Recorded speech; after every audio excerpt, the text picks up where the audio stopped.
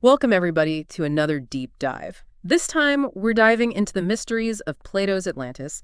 You guys sent in some incredible source material for this one, so get ready for a wild ride through ancient philosophy, mythical narratives, and maybe even some modern twists. It's amazing to see how this story, this idea of Atlantis, has resonated across cultures and centuries.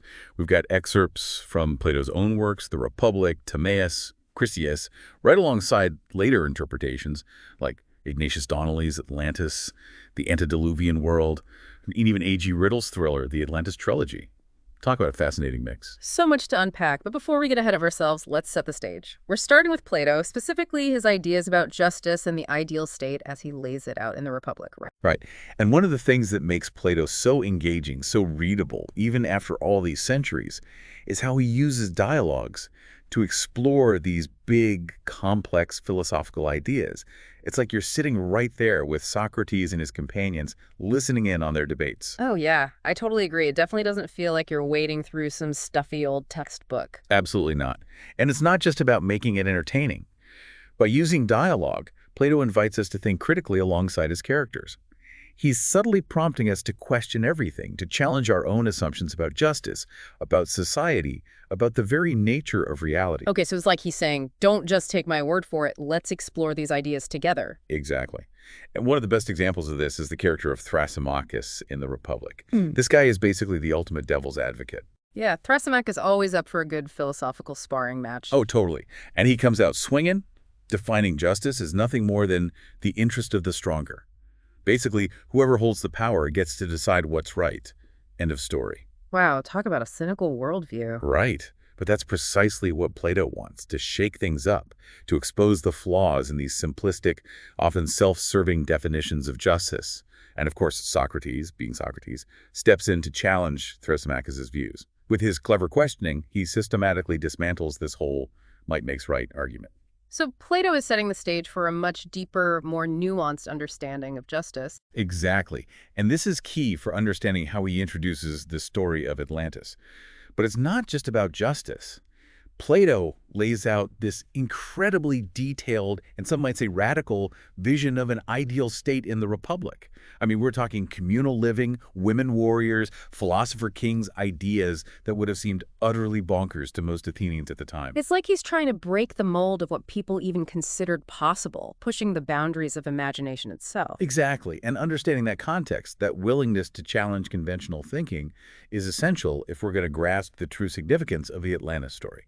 And that brings us to Atlantis. Okay, finally, I've been itching to dive into this legendary island nation, so paint me a picture.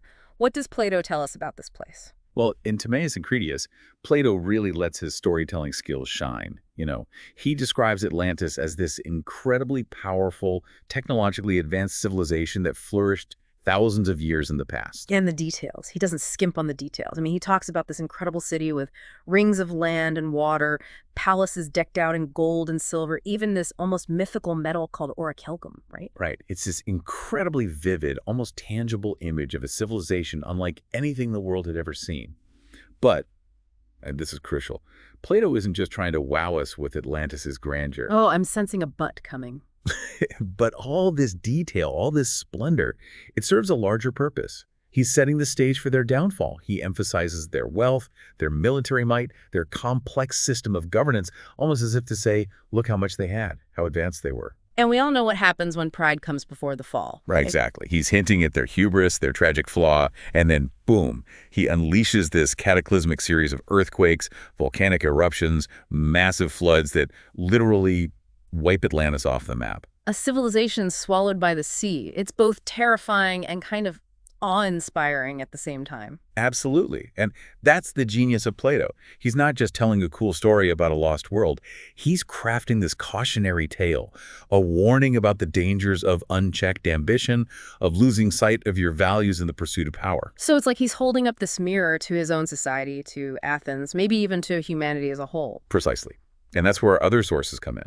Take Ignatius Donnelly, for example, in Atlantis, the antediluvian world. He takes Plato at his word. He's utterly convinced that Atlantis was a real place, a historical reality.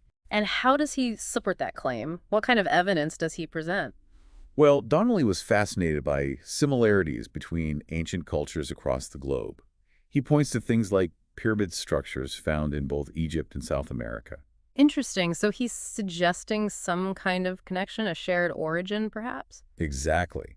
He speculates that Atlantis was this central point of cultural diffusion, spreading knowledge and technology to other parts of the world before its downfall. Okay, that's a pretty bold theory. But is it convincing? I mean, couldn't those similarities just be coincidences or maybe examples of independent invention? That's the million-dollar question, isn't it? Donnelly's enthusiasm is contagious, but you have to admit, some of his connections do seem like a bit of a stretch. It's like he's trying to fit puzzle pieces together that don't quite belong. Right. And then we have A.G. Riddle, who takes a completely different route with the Atlantis trilogy. Oh yeah, Riddle takes the Atlantis myth and injects it with this modern-day thriller vibe. It's all about secret societies, ancient artifacts, genetic manipulation, all tied back to this idea that remnants of Atlantean technology have survived, hidden from the world. Okay, now this sounds like my kind of book. Secret history, ancient conspiracies, it's got all the good stuff. So, what you're saying is, depending on who you ask, Atlantis is either a real place lost to the depths of time, a cautionary tale, or the basis for a globe-trotting conspiracy thriller. Where do we even go from here? So, we've gone from Plato's philosophical dialogues to Donnelly's quest for a historical Atlantis, and even touched on Riddle's modern-day thriller take on this myth. It's quite the journey. What is it about this story, this legend, this idea of Atlantis that still fascinates us after all these centuries? Why does this sunken city still have such a grip on our imaginations? It's the power of myth, isn't it? I mean, these stories, these legends, they get passed down through generations, right? And they often reflect our deepest fears, our greatest aspirations. The Atlantis story, real or not, taps into some pretty universal themes that have captivated humanity since, well, forever. Okay, so like what? What are some of these timeless themes that you see woven into this whole Atlantis tapestry? Well, first off, there's this idea of a lost civilization, a civilization more advanced than our own, gone beneath the waves. It's like this ultimate what-if scenario. What if there were societies before us that knew things we could only dream of, that possessed technology far beyond our understanding? It really makes you question everything we think we know about history, about our place in the grand scheme of things. Totally. And then there's that cautionary element, right? This warning about hubris, about unchecked ambition leading to destruction. The Atlanteans, at least in Plato's telling, they become victims of their own success. Their pursuit of power, of wealth, it ultimately leads to their downfall. Exactly. And that idea, the cyclical nature of civilizations, of empires rising and falling, it's a timeless theme. Look throughout history and you see it over and over. Societies crumble, often brought low by the same vices: greed, corruption, that insatiable thirst for power. It's almost like we're doomed to repeat the mistakes of the past. So maybe Plato was really onto something with this whole cautionary tale thing? Oh, absolutely. And that's why his work, his ideas, they still resonate with us today. He wasn't just writing about a lost world. He was offering this profound reflection on human nature, on the allure and the danger of power, on the fragility of civilization itself. It's a story, a myth, a warning that transcends time and place. Whether we see Atlantis as a real place, a metaphor, or something in between, it reminds us that we're not just inheritors of the past, but we're also the architects of the future. The choices we make today, as individuals, as a society, they will determine the fate of our own civilization. What will our legacy be? What will future generations say about us? Will we build something that lasts, or will we become just another cautionary tale, another Atlantis lost to the depths of time? That's a powerful thought to leave us with. Thanks for joining me on this deep dive. Until next time, keep exploring, keep questioning, and keep those amazing source suggestions coming.